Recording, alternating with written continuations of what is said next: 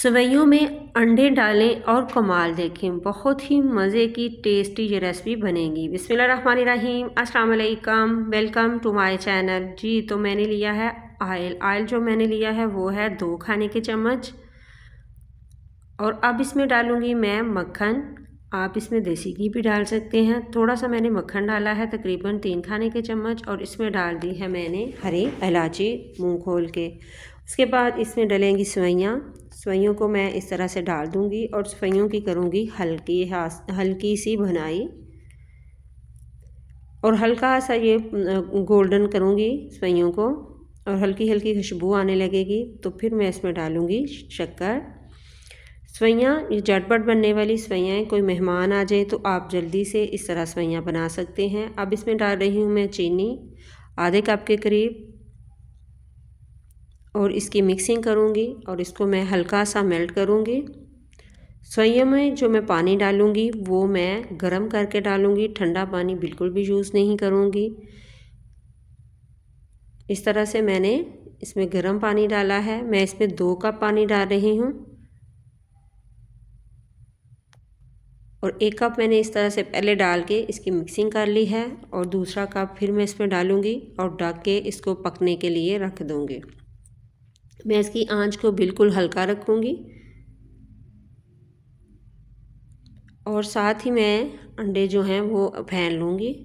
2 अंडे लिए हैं और वो मैंने फेंट लेने हैं। इसी स्टेज पे आपको मेरी वीडियो ज़रा सी भी अच्छी लगे तो प्लीज़ आपने करना है सब्सक्राइब, लाइक शेयर ज़रूर करें, वीडियो को पूरा देखा करें। ये आप लोगों की दुआएं और प्यार है तो जी मेरी वीडियो को ज़्यादा से ज़्यादा शेयर किया करें।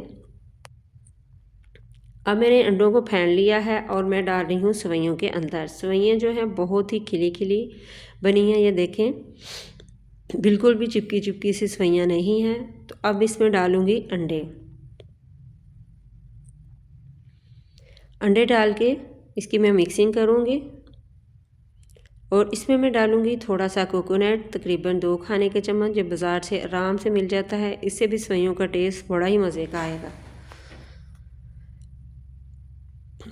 और इसकी मैं करनी है बनाई कि जो अंडे हैं इसकी स्मेल भी ना आए और अच्छे से मैं सेवइयों में अंडों की बनाई कर लेनी है। आंच को मैंने दरमियाना ही रखना है।